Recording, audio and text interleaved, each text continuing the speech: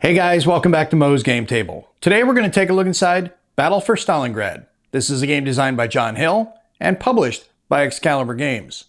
This is a reprint of the classic 1980 game from SPI, Battle for Stalingrad, that John had done, and this was published in 2011. I'd always wanted to get a copy of the original, and when I found a copy of the Excalibre edition, I knew I had to jump on it right away. And we're going to take a look inside today. So let's take a look at the back of the box and see what this game's all about. In the autumn of 1942, 14 German divisions of the 6th Army and the 4th Panzer Army were poised to attack the vital city of Stalingrad. Facing the German forces were dozens of divisions and brigades of the Soviet 62nd Army. For 7 weeks, the Germans would hammer at the city in a seesaw conflict for control of the Volga River. You can see an example of the map and the counters here. And the components, you get 2 rulebooks, a standard and optional rulebook, 600 counters, a 22 by 34 inch map, and various player aids. Complexity rating is 6 out of 10, and the solitaire rating is 5 out of 10, which is kind of hard to read because this is a very red box. So let's take a look inside and see what we get.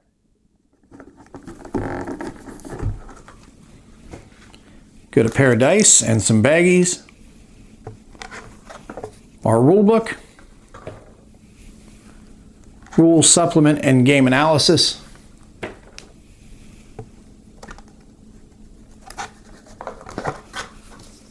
Reinforcement and deployment displays. A couple of counter sheets. And our map. So let's set up the map and take a closer look at the game. And here's a look at the map that comes with the game. It is a very nicely done map. I love the art, I love the palette, and I love the fact that they color-coded all these buildings because, remember, Stalingrad was a very dense area and there was a lot of rubble, different types of buildings there, and it was just a really brutal environment to fight in.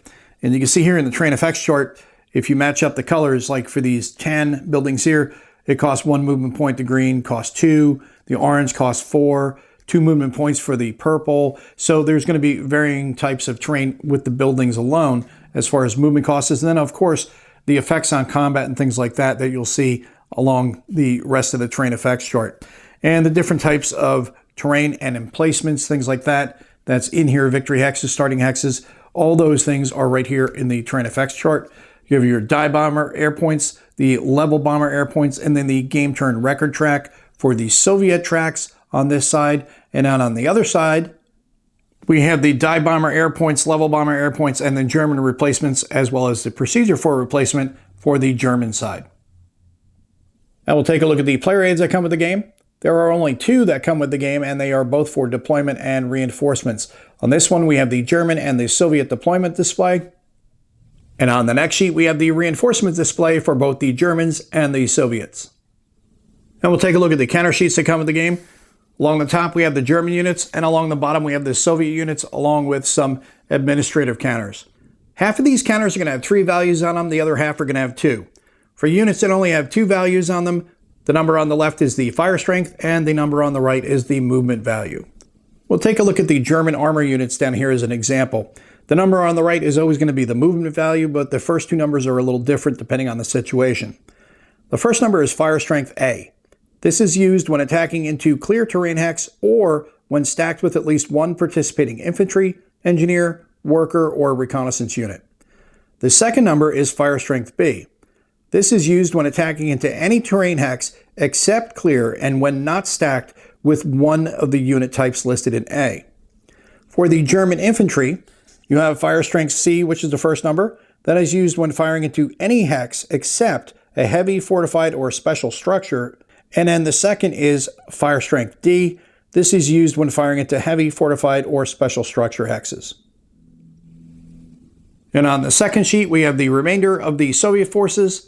And on the last quarter sheet, we have the counters for the reaction chit pool. And we'll take a look at the rules. This is a 54-page rulebook. Inside of the front cover is the table of contents listing out all the rules and their associated case numbers. Then we get to how to learn to play the game on the next page. All your introduction and setup. Explaining all the counter information, which we already talked about when we looked at the counters. Then we get into the sequence of play on page 7. Breaks down all the steps in the sequence of play. Get into air power using the air power tracks. Restrictions on allocating air attacks. Level bomber air attack procedure. Dive bomber air attack procedure. Flak units and anti-air attacks.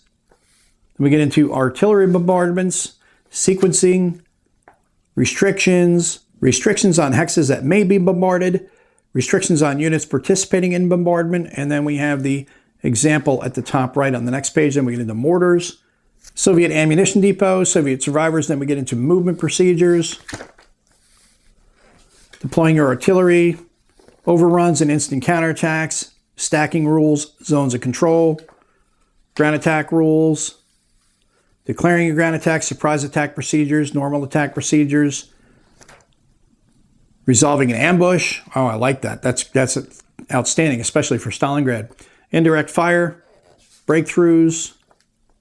Initiative and reaction. There's initiative chits that you use. Special Soviet units, Soviet militias, worker brigades, Volga River Flotilla, and pontoon battalions. Supply, effects of terrain, reinforcements and replacements, German replacements, Trans-Volga artillery. Then we get to scenarios and victory conditions on page 34, and then the designer's notes starting on page 35. And then we have developer's notes, historical background, so a good amount of supporting text, about 35 pages of rules. The rest looks to be all supporting text on the battle itself, which is fantastic to have that in there.